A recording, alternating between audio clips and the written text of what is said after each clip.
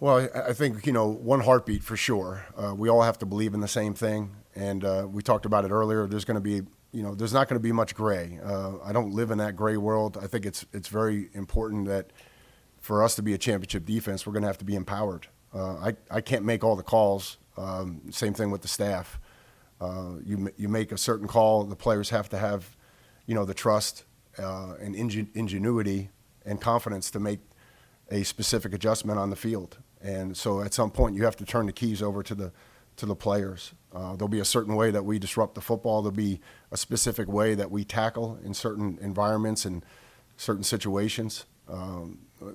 There's going to be indicators for us in situations that we're going to have to recognize the situation and perform accordingly.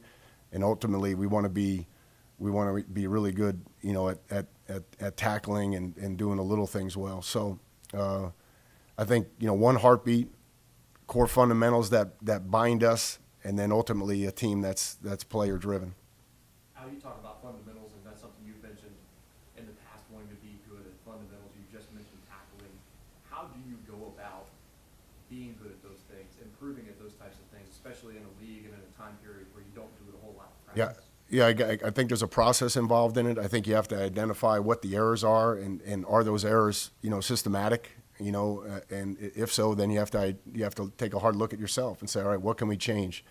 So I think there's a way to teach certain things. I have really strong beliefs. I think those beliefs will be tested by, the staff as we get together, and maybe we'll find a different way, a better way.